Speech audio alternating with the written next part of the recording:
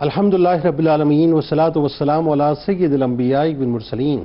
اللہم صلی علی سیدنا و مولانا محمد وعلی آلہ واصحابہ وبارک وسلم وصلی علیہ۔ دنیا کے تمام دیکھنے والوں کو، تمام چاہنے والوں کو، تمام پیار کرنے والوں کو، اور جہاں جہاں تک اس وقت میری آواز کو سنا اور مجھے دیکھا جا رہا ہے، جنید اقبال کی جانب سے انتہائی محبت کے ساتھ السلام علیکم۔ ایک بار پھر ناظرین، آپ کو پر نور صبح میں صبح نور کے ساتھ میں دل کی عطا گہرائیوں سے خوش آمدید کہتا ہوں، اور آئیے بلا توقف چلیں حضرت ابو انیس محمد برکت علی علیہ رحمہ کی تالیف اسماء النبی کریم صلی اللہ علیہ وآلہ وسلم سے رسول اللہ صلی اللہ علیہ وآلہ وسلم کا ایک اسم مبارک پڑھنے اور سننے کی سعادت حاصل کرتے ہیں۔ سیدنا الضحاک صلی اللہ علیہ وآلہ وسلم، ہمارے سردار حسمک، درود و سلام بھیجے اللہ آپ صلی اللہ علیہ وآلہ وسلم پر، آپ صلی اللہ علیہ وآلہ وسلم کے آل پاک پر اور صحابہ کرام رضوان اللہ تعالیٰ علیہم اجمعین پر۔ ام المومنین حضرت عائشہ صدیقہ سلام اللہ، کسی صحابی نے حضور نبی کریم صلی اللہ علیہ وآلہ وسلم کے بارے میں دریافت کیا تو آپ صلی اللہ علیہ وآلہ وسلم کے بارے میں آپ سلام اللہ علیہ نے فرمایا کہ میرے پیارے آقا کریم صلی اللہ علیہ وآلہ وسلم سب سے زیادہ نرم لہجے کے ساتھ بات فرماتے اور سب سے زیادہ ہنسمکھ تھے۔ ناظرین کرام، آئیے ذرا اپنی اپنی عقیدتوں کو مجتمع کر کے، اور یوں کہیے بلکہ کہ اپنی اپنی مودتوں کو مجتمع کر کے، عشق کے سمندر میں غوطہ زن ہو کے سیدہ کائنات بی بی فاطمہ الزہرا سلام اللہ علیہا کے گلشن کے اس حسین ترین اور خوشبودار پھول کی بارگاہ میں چلتے ہیں، جن کی خوشبو سے ایک جہاں آج بھی مہک رہا ہے، اور جن کی علمی خوشبو سے اور عرفانی خوشبو سے ایک جہاں تا حشر مہکتا رہے گا۔ یقیناً وہ ناظرین ملت نبوی صلی اللہ علیہ وآلہ وسلم کے سلطان ہیں، جو دین مصطفیٰ صلی اللہ علیہ وآلہ وسلم کے پاسبان ہیں، جو خاندان نبوت کی شان ہیں، جو ائمہ اہل بیت میں چھٹے امام ہیں، جو اہل حق میں انتہائی بلند مقام ہیں، جو تبع تابعین میں انتہائی نیک نام ہیں، علوم نبویہ کے جو مظہر و وارث کامل بھی ہیں، اہل تصوف کے جو پیش رو بھی ہیں، صاحبان عشق و محبت کے جو پیشوا بھی ہیں، طالبان علم کے جو رہنما بھی ہیں، عابدوں کے مقدم بھی ہیں، زاہدوں کے لیے مکرم بھی ہیں، اور سب سے بڑھ کر ناظرین یہ ہے کہ وہ مصطفی گلشن کے انتہائی مہکتے اور خوشبودار پھول بھی ہیں، جنہیں دنیا انتہائی ادب کے ساتھ، احترام کے ساتھ امام جعفر صادق علیہ السلام کے نام سے یاد کیا کرتی ہے۔ ناظرین کرام، امام جعفر صادق علیہ السلام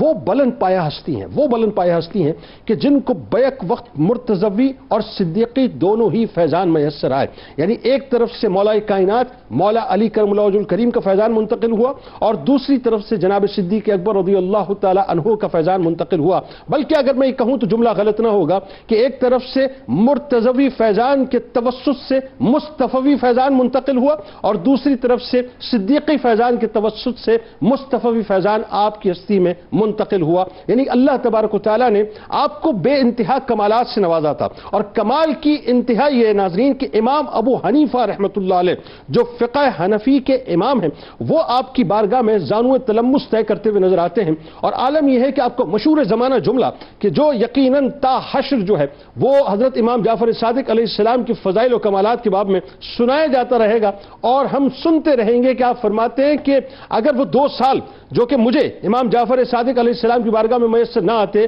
تو نعمان بن ثابت ہلاک ہو جاتا۔ یہ امام ابو حنیفہ رحمت اللہ علیہ کا قول مبارک ہے۔ آپ فرماتے ہیں کہ میں نے جعفر ابن محمد سے بڑا فقیہ نہیں دیکھا، بلکہ امام مالک علیہ رحمہ۔ ناظرین آپ سوچئے ذرا، اور بلکہ یوں ایک بات کو اور تھوڑا سا یوں آگے بڑھائیے کہ جو چاروں فقہ ہیں نا، چاروں امام ہیں، چاروں ہی جو ہیں بالواسطہ اور بلا واسطہ امام جعفر صادق علیہ السلام سے زانو تلمس اس انداز سے طے کرتے رہے کہ آپ کا فیضان ان میں منتقل ہوتا رہا، اور امام مالک علیہ رحمہ کا یہ قول مبارک ہے کہ میری آنکھوں نے علم و فضل اور تقوی میں امام جعفر صادق علیہ السلام سے بہتر کسی کو نہیں دیکھا۔ اللہ تبارک و تعالیٰ نے ناظرین آپ کو وہ مقام اور مرتبہ عطا کیا۔ آپ کی حیات طیبہ 80 ہجری تقریباً آپ کی جو ہے وہ اپنا ولادت کا جو ہے سال بنتا ہے، اب 80 ہجری سے لے کر 114 ہجری تک یعنی 34 برس آپ نے امام محمد باقر علیہ السلام جو آپ کے بابا جان ہیں، باقر العلوم ہیں، اور ساتھ ساتھ امام العاشقین، امام الساجدین، یعنی یوں کہیے سید الساجدین آپ کے دادا جان امام زین العابدین علیہ السلام کی بارگاہ میں گزارے۔ ان دونوں ہستیوں سے علمی اور روحانی فیضان آپ کو 34 برس تک منتقل ہوتا رہا، اور 140 140 ہجری سے لے کے ناظرین آنورڈ آپ نے اپنے علمی فیضان کو، عرفانی فیضان کو دنیا کے اندر منتقل کیا. یعنی تاریخ بتلاتی ہے کہ مسجد نبوی کو باقاعدہ آپ نے ایک جامعہ میں منتقل کر دیا تھا. اسی انداز سے کوفے کی مسجد کو آپ نے ایک جامعہ میں منتقل کر دیا تھا اور 4000 طلباء نے آپ سے فیضان حاصل کیا. 4000 طلباء نے ناظرین. یعنی آپ کیمسٹری کی بات کریں، آپ فزکس کی بات کریں، آپ میتھمیٹکس کی بات کریں، آپ سائنس کی بات کریں، آپ طب کی بات کریں، کسی بھی شعبے کی بات کریں، آپ اس شعبے کے پائنیئر تھے. اور گوہر نایاب، ایسے گوہر نایاب آپ کی بارگاہ سے اٹھے کہ جن کی چمک دمک سے آج پوری دنیا فیضیاب ہو رہی ہے. اور عالم یہ ناظرین کہ کون سا ایسا یعنی علم ہے جو آپ کی بارگاہ سے ایک فیض کی صورت میں جاری نہیں ہوا. اچھا، سب سے پہلے میرا خیال ہے امام جعفر صادق علیہ السلام کی عظیم الشان جو خاندانی اور نسبی فضیلتیں یہاں سے آغاز کیجیے، اور خاص طور پہ جو مرتضوی اور صدیقی فیضان کا جو آپ مرقع ہیں، آپ کی مبارک ہستی آغاز فرمائیے. اعوذ باللہ من الشیطان الرجیم، بسم اللہ الرحمن الرحیم. بلا شبہ یہ ہم سب کے لیے انتہائی اعزاز اور سعادت ہے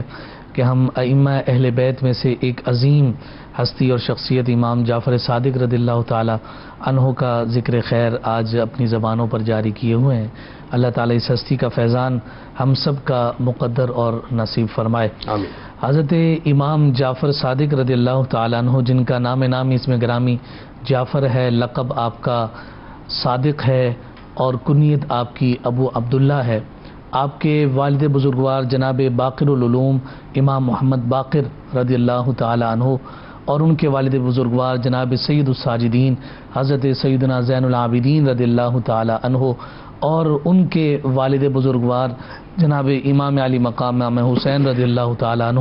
اور امام حسین رضی اللہ تعالیٰ عنہ کے والد بزرگوار جناب سیدنا علی المرتضیٰ شیر خدا جناب حیدر کرار رضی اللہ تعالیٰ عنہ اور ان کی عظیم زوجہ سیدہ طیبہ طاہرہ فاطمۃ الزہرا سلام اللہ تعالیٰ علیہا، اور وہ جگر گوشہ ہیں اور جگر کا ٹکڑا ہیں امام الانبیاء نبی رحمت مصطفیٰ جان رحمت صلی اللہ علیہ وآلہ وسلم کی. تو اب اگر آپ یہ دیکھیں کہ صرف یہ نام ہی اگر ہم ذکر کر دیں تو ان کے تعارف کے لیے کافی ہیں. وہ جب کہا جاتا ہے نا کہ جناب نام ہی کافی ہے، تو یہ ہستیاں ایسی ہیں کہ ان کا صرف نام لے لیا جائے تو خود ہی سر جھک جایا کرتے ہیں کہ ان کی ہم بات کیا کریں، باتیں ہی ساری ان کی ہیں. اور امام جعفر صادق رضی اللہ تعالیٰ عنہ کو بالخصوص جب ہم یہاں دیکھتے ہیں تو اس سلسلۃ الذہب میں آپ دیکھیں ہر ایک آپ کو سچا نظر آتا ہے. ان سے سچا، ان سے کھرا، ان سے شفاف ہمیں کوئی اور نظر نہیں آتا ہے. اور یہ امام جعفر جو ہیں ان سچوں میں اور ان صادقین میں صادق کہلا رہے ہیں، تو اندازہ لگائیے کہ یہ کتنے بڑے سچے ہوں گے. اللہ کوئی صادقوں میں صادق ہو تو بتائیے کہ اس کا مقام اور مرتبہ کیا ہوگا. تو گویا کہ آپ اسم با مسمہ کے طور پر اپنی انفرادیت سامنے واضح کرتے ہوئے نظر آتے ہیں.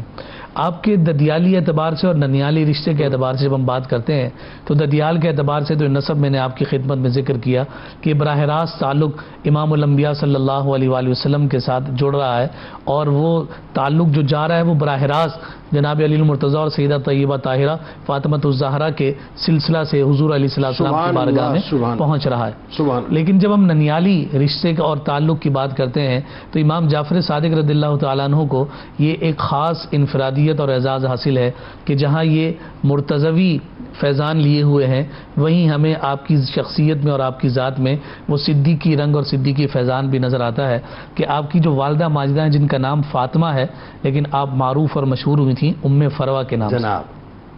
یہ جناب سیدنا صدیق اکبر رضی اللہ تعالی عنہ کی پڑ پوتی ہیں.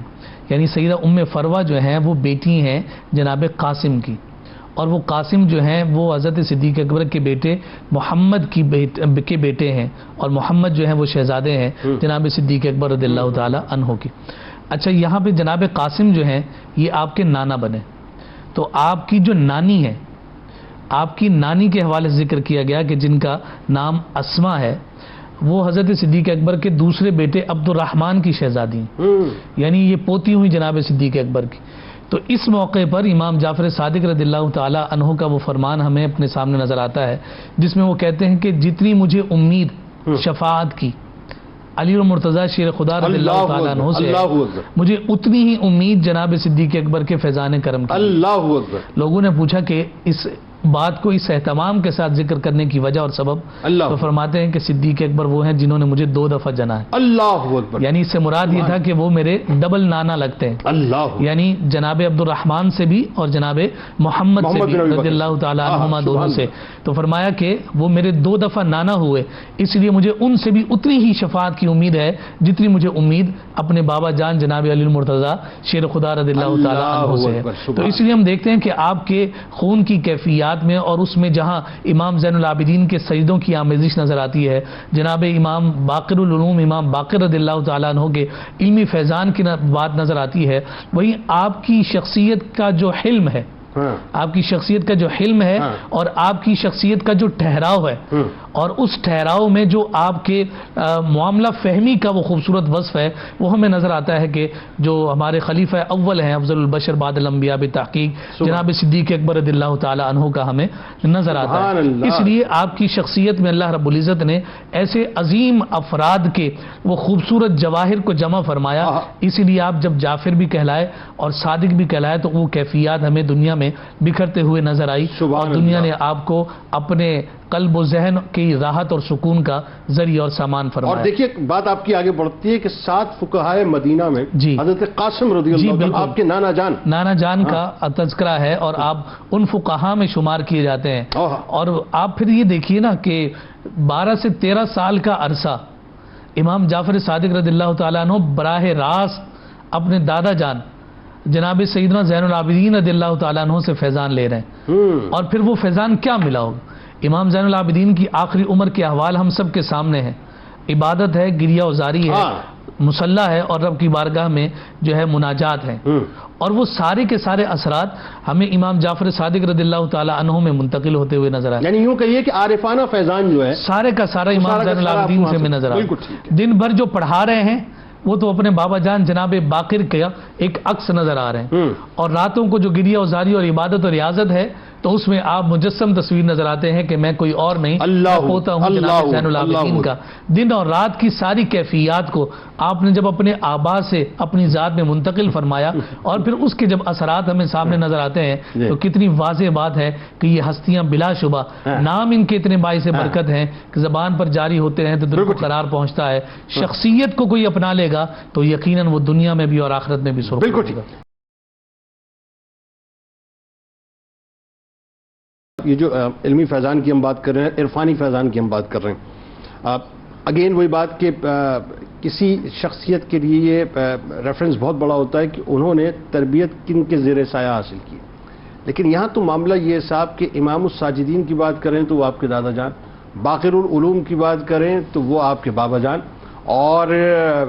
فقہائے مدینہ میں جو ٹاپ آف دا لسٹ 7 نام ہیں ان کی بات کریں تو وہ آپ کے نانا جان. تو ذرا بتلائیے کہ کیسی تربیت ہوئی، کیسے فیضان ہوا، اور پھر تصوف کی دنیا میں جو آپ کا فیضان منتقل ہوا وہ بھی ضرور بتلائیے. بسم اللہ الرحمن الرحیم. جیسے کہ حضرت نے اس بات کی طرف اشارہ فرمایا کہ آپ کی جو تربیت ہے وہ امام زین العابدین رضی اللہ تعالیٰ عنہ کی بارگاہ میں آپ نے وہاں سے فیض حاصل کیا.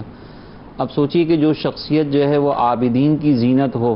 جس کی زندگی جو ہے وہ عبادت اور ریاضت میں گزر رہی ہو، اس نے فیضان کس انداز سے آگے منتقل کیا ہوگا کہ آپ تصوف میں امام بنتے ہیں اور صوفیہ کرام آپ کی طرف رجوع کرتے ہوئے ہمیں نظر آتے ہیں.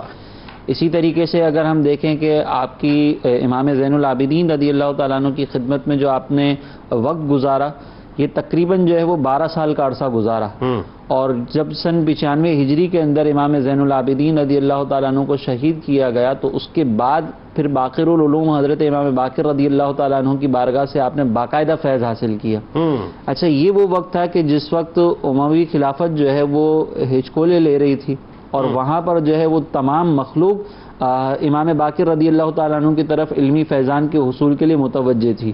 اب ذرا آپ غور کریں کہ دیگر مخلوق جو ہے وہ امام باقر کی طرف رجوع کر رہی ہے، اور امام باقر آپ کے والد محترم ہیں، اور وہاں سے آپ علمی فیضان حاصل کر رہے ہیں. اور وہ علمی فیضان بھی اس انداز سے حاصل کر رہے ہیں کہ سفر میں، حضر میں، ہر مقام پر اپنے والد محترم کے ساتھ ہیں. اب وہاں سے فیض ایسا حاصل کر رہے ہیں کہ ہم دیکھتے ہیں کہ بعد میں آنے والے جو چاروں فقہ ہیں ان کے بھی آپ جو ہے نا وہ اس میں بھی اپنا فیضان جاری کر رہے ہیں. تو آپ نے جو تربیت حاصل کی ہے نا، اس تربیت کے نتیجے میں ایسا نہیں تھا کہ آپ نے صرف شخصیت شخصیات کو دیکھا، شخصیات کو دیکھنے کے بعد آگے اپنا فیضان منتقل نہیں کیا فیض دے کر، بلکہ آپ نے فیضان حاصل بھی کیا اور پھر آگے اس کو تقسیم بھی کیا، سبحان اور خود بھی اس درجے پر فائز ہوئے کہ اگر ہم طبقہ صوفیہ کو دیکھیں تو طبقہ صوفیہ میں بھی آپ امام نظر آتے ہیں، اور اگر ہم طبقہ فقہا کو دیکھیں تو وہاں پر بھی آپ ہمیں امام نظر آتے ہیں۔ اللہ اکبر۔ اگر ہم بات کریں تصوف کے اعتبار سے تو صوفیہ کرام کے جو بڑے بڑے درجات ہیں، یا آپ کا اگر ہم دیکھیں کہ تصوف کے اندر جو درجہ ہے، تو بڑے درجے رکھنے والے صوفیہ وہ بھی آپ کو خراج تحسین پیش کرتے ہوئے نظر آتے ہیں اور آپ کو اپنا امام کہتے ہوئے نظر آتے ہیں، اور خود آپ کا عالم یہ ہے کہ اعلیٰ حضرت امام اہل سنت فرماتے ہیں کہ جو ائمہ اہل بیت ہیں نا، ان میں سے ہر ایک جو ہے وہ اپنے وقت کے قطب الاقطاب ہیں، غوثیت کے درجے پر فائز اللہ ہیں، اکبر۔ اور ان میں سے اکثر جو ہے وہ فقیہ ہیں، مجتہد کے درجے پر فائز ہیں۔ اللہ تو اب آپ ذرا یہاں پر غور کریں کہ جب آپ کو قطب الاقطاب کا درجہ دیا جا رہا ہے، جب آپ کے بارے میں کہا جا رہا ہے کہ وقت کے غوث ہیں، وقت کے قطب الاقطاب ہیں، تو پھر دیگر فقہا، دیگر صوفیہ جو آپ کی بارگاہ میں کس انداز سے خراج تحسین پیش کرتے ہوں گے۔ اس کا اگر آپ نے تھوڑا سا وہ دیکھنا ہو نا تصور کہ کس انداز سے جو ہے وہ آپ نے صوفیہ کی امامت فرمائی، تو سلسلہ نقش بند کے جو ائمہ ہیں یا سلسلہ نقش بند کا جو سلسلہ چلا آ رہا ہے اس میں آپ بھی موجود ہیں، اور گویا کہ آپ کا فیضان جو ہے وہ سلسلہ نقش بند پر جاری ہوتا ہے حضرت بایزید بستامی رحمۃ اللہ تعالیٰ علیہ کے تھرو۔ تو بایزید بستامی رحمۃ اللہ تعالیٰ علیہ آپ کے مرید خاص ہیں، اور یہ سلسلہ نقش بند کے خلیفہ ہیں آپ کے۔ وہ ایک مرتبہ امام جعفر صادق رضی اللہ تعالیٰ عنہ کی بارگاہ میں حاضر تھے، تو امام جعفر نے فرمایا کہ بایزید ذرا طاق سے کتاب تو لے کر آنا۔ تو آپ نے حضرت بایزید بستامی رحمۃ اللہ تعالیٰ علیہ نے عرض کی کہ حضور وہ طاق کہاں پر ہے جہاں سے کتاب لانی؟ تو آپ نے کہا تم اتنے عرصے سے میری بارگاہ میں موجود ہو، تمہیں یہ نہیں پتا کہ طاق کہاں رکھی ہے؟ تو حضرت بایزید سامنے سے کہتے ہیں کہ حضور میں جب آپ کی بارگاہ میں موجود ہوں نا تو میری ساری توجہ کا مرکز آپ کی زیارت پر اور آپ کی گفتار کو سننے پر ہے، مجھے کیا پتا کہ طاق کہاں اور کتاب کہاں۔ جب امام جعفر صادق رضی اللہ تعالیٰ عنہ نے یہ کلام سنا نا تو اس کے بعد کہا کہ بایزید اب تمہارا کام ہو چکا ہے، اب تم بستام واپس چلے جاؤ، یعنی آپ کو ولایت عطا کر دی گئی۔ تو اب آپ ذرا غور کریں کہ جو صوفیہ جو بایزید بستامی رحمۃ اللہ تعالیٰ علیہ نا، ان کا مقام و مرتبہ یہ ہے کہ ان کے بارے میں جنید بغدادی رحمۃ اللہ تعالیٰ علیہ کہتے ہیں کہ جو بایزید بستامی رحمۃ اللہ تعالیٰ علیہ صوفیہ میں وہ حیثیت رکھتے ہیں کہ جو جبریل امین فرشتوں کے درمیان رکھتے ہیں۔ اللہ اب ایسی شخصیت تصوف کا گویا کہ نمایاں نام، وہ اپنا جس کو اپنا پیر قرار دے رہی ہے اور جن کی بارگاہ سے فیض حاصل کر رہی ہے، اور ذرا گمان کر لیں کہ ان کا مقام و مرتبہ امام حضرت داؤد طائی رحمۃ اللہ حضرت داؤد طائی رحمۃ اللہ تعالیٰ حضرت داؤد طائی رحمۃ اللہ تعالیٰ علیہ کا بھی بڑا مقام و مرتبہ ہے۔ ایک مرتبہ امام جعفر صادق رضی اللہ تعالیٰ عنہ کی بارگاہ میں حاضر ہوئے کہ حضور آپ ہمیں کچھ نصیحت کیجیے، تو امام جعفر صادق نے فرمایا کہ تم تو خود، تمہیں نصیحت کی کیا ضرورت ہے، تمہاری عبادتیں ریاضتیں تو بڑی مشہور ہیں، تم تو لوگوں میں جو ہے وہ بڑے معروف ہو اس اعتبار سے۔ تو کہنے لگے کہ حضور آپ سید زادے ہیں، آپ پر لازم ہے کہ آپ ہمیں کوئی نہ کوئی نصیحت کریں۔ امام جعفر صادق رضی اللہ تعالیٰ عنہ نے آپ سے فرمایا کہ مجھے تو خود اس بات کا خوف ہے کہ اگر میرے نانا جان نے مجھ سے یہ سوال کر لیا کہ اے جعفر تم جو ہے وہ میرے خاندان سے تعلق رکھتے تھے اور تم نے میری اتباع نہ کی تو میں کیا جواب دوں گا۔ یہ سن کر امام حضرت داؤد طائی رحمۃ اللہ تعالیٰ علیہ جو ہے وہ ان پر ایک کیفیت تاری اور کہنے لگے کہ جو خاندان رسالت سے تعلق رکھتے ہیں، جن کا اپنا تعلق جو ہے وہ مولا کائنات رضی اللہ تعالیٰ عنہ سے بھی ہے، بی بی فاطمہ الزہرا رضی اللہ تعالیٰ عنہا کے باغ کے پھول بھی ہیں، ان کا جب یہ عالم ہے تو داؤد طائی اپنی عبادت پر کیسے نیاز کر سکتا ہے؟ یہ داؤد طائی بھی خراج تحسین پیش کرتے ہوئے نظر آتے ہیں، سفیان ثوری رحمۃ اللہ تعالیٰ علیہ بھی خراج تحسین پیش کرتے ہوئے نظر آتے ہیں، جس سے یہ معلوم ہوتا ہے کہ آپ نے جو فیض اپنے دادا جان سے اور اپنے والد محترم سے کیا تھا وہ فقہا میں بھی تقسیم کیا اور صوفیہ میں بھی تقسیم کیا۔ اور دیکھیں آپ اس میں کیا کمال بات ہے، چونکہ بات آ گئی ائمہ اربعہ کی تو اس پہ ذرا گفتگو کرتے ہیں کہ علمی فضل و کمال، یعنی آج پوری دنیا میں اگر ہمیں شریعت کا، فقہ کا، حدیث کا علم نظر آتا ہے تو بلا شبہ میرا خیال ہے یہ کہنے میں ہمیں بالکل آر نہیں ہونی چاہیے کہ وہ امام جعفر صادق علیہ السلام کا صدقہ ہے۔ یقیناً صدقہ تو وہ مرتضوی صدقہ ہے اور مصطفوی صدقہ ہے، لیکن جو یوں کہیے کہ اپنا فیضان بانٹنے کا جو ذریعہ بنے امام جعفر صادق علیہ السلام ہے، تو آپ کا جو علمی فضل و کمال ہے اس پہ ذرا گفتگو کریں اور ذرا ائمہ اربعہ کے بارے میں بتائیں تاکہ لوگوں کو یہ پتہ چلے کہ صاحب کہ اہل بیت کا فیضان جو ہے وہ ہر جگہ موجود ہے الحمدللہ۔ بسم اللہ الرحمن الرحیم. صدق صادق کا تصدق صادق الاسلام کر، بے غضب راضی ہو کاظم اور رضا کے واسطے. ہماری خوش قسمتی ہے کہ آج سیدنا امام جعفر الصادق رضی اللہ تعالیٰ عنہ کی بارگاہ میں عقیدت کے ہدیے پیش کرنے کے لیے ہم حاضر ہیں. جنید بھائی، مورخین نے یہ بات بیان فرمائی کہ عمومی طور پر 3 خاندانوں میں علم و فضل، حسن و جمال، فضل و دولت قائم رہتا ہے، اور اس میں پھر آگے جا کے نشیب و فراز ہو جاتا ہے. 3 نسلوں تک، 3 جو ہے نسلوں میں. لیکن ہم خاندان نبوت میں دیکھتے ہیں کہ ایک عرصہ گزرتا ہے، لیکن جو علم و فضل ہے، جو مال و دولت ہے، اور جو عبادت اور ریاضت ہے، وہ اسی لیول پر ہمیں نظر آتی ہے. یہ خاندان نبوت کی شان اور عظمت ہے. اس کے بعد اگر ہم بالخصوص سیدنا امام جعفر الصادق رضی اللہ تعالیٰ عنہ کی زندگی کے ادوار کو دیکھتے ہیں تو آپ کا جو انیشل جو آپ کا دور تھا وہ سیدنا امام زین العابدین اور سیدنا امام باقر کی تربیت میں گزرا، یعنی 114 ہجری سے پہلے جی ٹھیک. وہ جو تقریباً یہ اراؤنڈ جو ہے وہ 34 ایئرس 34 سال بنتے ہیں، 34 سال بنتے ہیں کہ آپ نے ان شخصیات کی جو ہے بارگاہ میں شرف تلمذ حاصل کیا جو ایک بڑی شخصیات ہیں، اور ان سے اکتساب علم کیا. اور پھر آگے جا کے جو نیکسٹ 26 ایئرس بنتے ہیں اس میں آپ نے اپنا علمی فیضان جاری کیا، اور اس کا نتیجہ یہ نکلتا ہے کہ آپ کے مور دین 4000 اسٹوڈنٹس جو ہیں وہ جاتے ہیں. اور وہ اسٹوڈنٹس ایسے نہیں ہیں، وہ اسٹوڈنٹس کس لیول کے ہیں اب اندازہ کیجئے. وہ اسٹوڈنٹس جو ہیں وہ اپنے وقت کے ائمہ بنتے ہیں، مجتہدین کرام بنتے ہیں، فقیہ اعظم بنتے ہیں. اب بالخصوص اگر ہم ان کے علمی فیضان کو دیکھتے ہیں تو اگر ہم علم حدیث کی بات کریں تو چونکہ علم حدیث حدیث کا علم ہے، اور حدیث آپ ہی کے جد اعلیٰ، آپ ہی کے نانا جان صلی اللہ تعالی علیہ وسلم کے اقوال ہیں، تو آپ سے بڑھ کر مستحق کون ہو سکتا ہے کہ اس کے فیضان کو جاری کریں. چنانچہ آپ نے علم حدیث جب عام کیا تو آپ کو کتب تاریخ کے اندر، کتب سیر کے اندر حافظ الحدیث قرار دیا گیا، جو حدیث کے بہت بڑے امام کو کہا جاتا ہے. علامہ صاحب بتلائیے ذرا کہ کیا رچاؤ آپ کی ہستی کے اندر تھا، اور کیا یوں کہیے کہ اپنا انکساری اور خوف خدا آپ کے اندر موجود، بتلائیے. بسم اللہ الرحمن الرحیم. دیکھیے، ایک عظیم انسان میں جتنے بھی اوصاف ہونے چاہیے اور ایک عظیم انسان جن صفات سے متصف ہونا چاہیے، ہمیں نظر آتا ہے کہ امام جعفر صادق رضی اللہ تعالی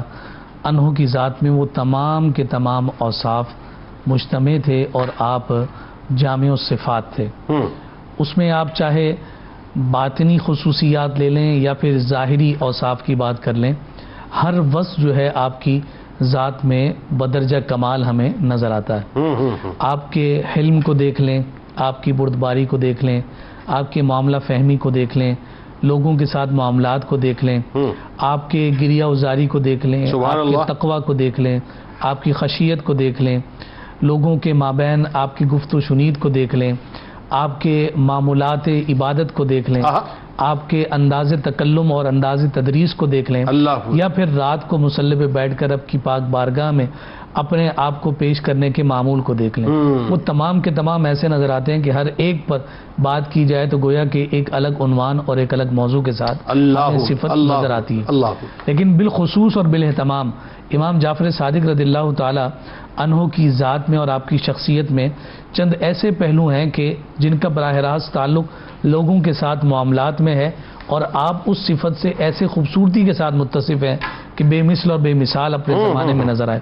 جیسے آپ کی مہمان نوازی انتہائی معروف اور مشہور رہی، اور اس کے ساتھ ساتھ صدقہ و خیرات کرنے اور سخاوت کے معاملے میں آپ جو ہے جانے پہچانے جاتے ہیں کہ کھلے ہاتھ سے آپ تقسیم کرنے والے ہمیں نظر آئے. اور یہ ساری چیزیں جو لوگوں کے ساتھ معاملات میں یہ تو اپنی جگہ ہیں ہی، لیکن اس کے ساتھ ساتھ آپ نے جو دین کی خدمت کی، اور جیسا کہ ابھی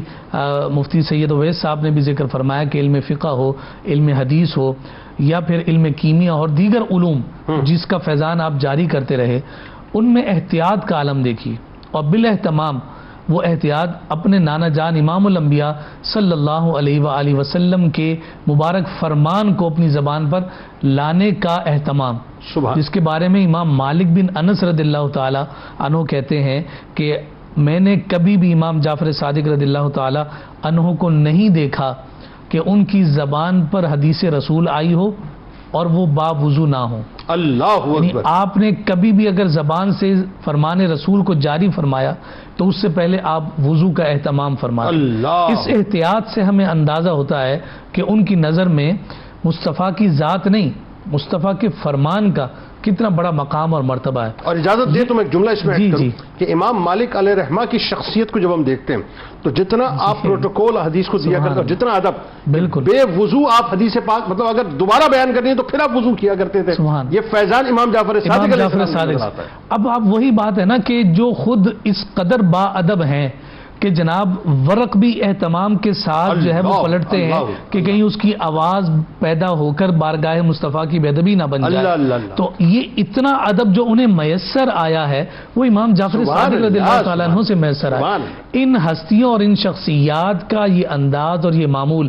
آج کے مسلمان کے لیے انتہائی اہمیت رکھتا ہے. آج ہم کیسے کیسے بھات بھات کی بولی بول کر ان مبارک ہستیوں پر زبان تان بھی دراز کر اور پھر اس کے بعد کائنات کے تاجدار صلی اللہ علیہ وسلم کے مبارک فرامین کو اور حضور علیہ السلام کی ان عظیم احادیث کو اپنے مقاصد اور اپنے نفس کی تسکین کے لیے جب استعمال کر رہے ہوتے ہیں تو ہمیں ضرور خوف خدا کرنا چاہیے. بارگاہ مصطفیٰ کے مجرم تو ہم بعد میں ہیں، پہلے ان ہستیوں کے بھی مجرم ہیں کہ انہوں نے ہمیں کتنا خوبصورت پیغام دیا تھا، لیکن ہم وہ پیغام بھلا کر اس قدر جری اور بے باک ہو گئے، اس قدر جری اور بے باک ہو گئے کہ ہم سمجھ ہی نہیں پائے کہ ان ہستیوں کا مقام اور مرتبہ کیا. اور آپ دیکھیے شیطان اس موقع پہ ایسا فٹ بال بناتا ہے، انسان کے نفس کو پھلاتا ہے، انسان کی واہ واہ ہو رہی ہوتی ہے، سوشل میڈیا پہ وائرل ہو رہا ہوتا ہے، چاروں طرف سے پیجز پہ لگ رہا ہوتا ہے، اسے معلوم ہی نہیں ہے کہ یہ شیطان کا ہرکارہ بن چکا ہے اور اللہ نے نکال دیا ہے بارگاہ سے. اللہ تعالیٰ ہم سب کو عافیت عطا فرمائے. دیکھیے خیر خواہی ہو، سخاوت ہو اور عطا کرنے کا جو جذبہ ہے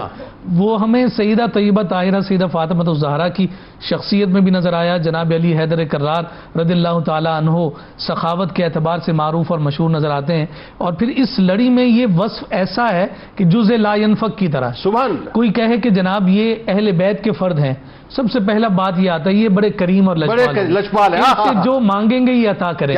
اور وہ پھر فیضان آج کے سادات میں بھی ہمیں نظر آتا ہے کہ سید لجپال ہی ہوتا ہے. اور ہم بخاری سادات کے حوالے سے تو پہلے بھی بات ذکر کر چکے کہ بخاری سادات جو ہے وہ نوازنے میں بڑے جو ہے نا شہرہ رکھتے ہیں. اب یہ دیکھیں امام جعفر صادق رضی اللہ تعالیٰ ان کے حوالے سے ایک واقعہ ذکر کیا جاتا ہے، اسی پر یہ سارا سمجھے کہ پیغام عام ہو جائے گا. امام جعفر صادق رضی اللہ تعالیٰ عنہ مسجد نبوی میں بیٹھے ہوئے عبادت کر رہے ہیں گوشی میں، اور ایک شخص آیا اور آ کر اس نے آرام کیا، اپنا سامان ساتھ رکھا. اب جب وہ اٹھ کر جانے لگا تو سامان سمیٹنے لگا تو اس کے جو دراہم کی جو پوٹلی تھی وہ کہیں اس سے دائیں بائیں ہو گئی. اس نے مسجد میں جب نظر دوڑائی تو اسے نظر آیا کہ جناب کوئی اور نہیں ہے، یہ ایک ہی حضرت بیٹھے ہیں، اور ان کو جا کر کہنے لگا کہ آپ نے میرے جو ہے نا وہ دراہم اٹھا لیے ہیں اور وہ پوٹلی اٹھانے کا الزام لگا. امام جعفر صادق نے ان سے پوچھا کتنے تھے؟ تو اس نے کہا 1000 تھے. آپ نے اس کو ساتھ لیا، گھر گئے، گھر جا کر 1000 درہم اس کو دیے. وہ لے کر واپس آیا، سامان اٹھا کر جانے لگا تو وہ پوٹلی اسے مل گئی. انتہائی نادم اور شرمندہ ہوا، امام جعفر صادق کے پاس پہنچا اور معذرت کرتے ہوئے کہ یہ واپس قبول کیجئے، مجھے میری پوٹلی مل گئی ہے. امام جعفر صادق کے کلمات اور یہی سادات کا فیضان ہے. کہنے لگے کہ نہیں، اہل بیت ہم جب دے دیتے ہیں تو واپس ایک مرتبہ جب دے دیتے ہیں تو واپس نہیں لیتے. اور پھر ان کے دینے کا انداز اور اسلوب کل بھی جاری تھا اور آج بھی جاری. بہت شکریہ آپ تینوں. اب آپ کا تشریف لائے. کتاب الشفا کی جانب آپ کو لیے چلتے ہیں. حادثات سے حفاظت کا عمل آپ کو بتلاتے ہیں کہ جب بھی گھر سے باہر نکلیں تو اللہ تعالیٰ کا اسم گرامی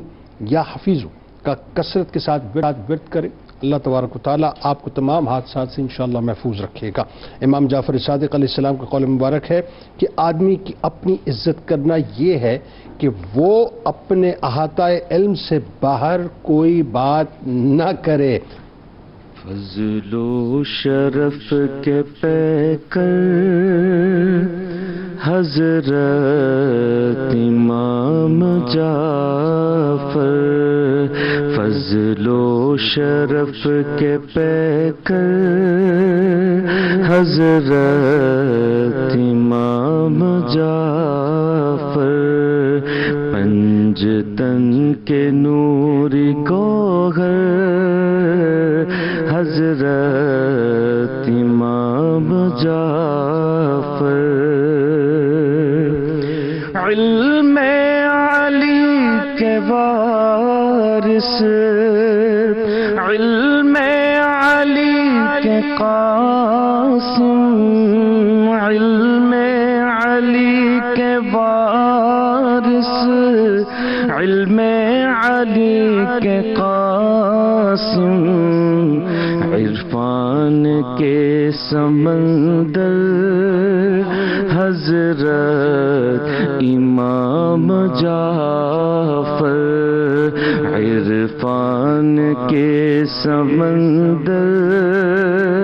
حضرت امام جعفر، اہل بلا کے ساجد مونس ہے آج بھی وہ، اہل بلا کے ساجد مونس ہے آج بھی وہ، محشر میں ہوں گے یاور حضرت امام جعفر، محشر میں ہوں گے یاور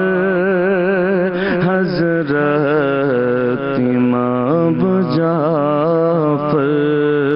فضل و شرف کے پیکر حضرت امام جعفر، پنجتن کے نوری کو حضرت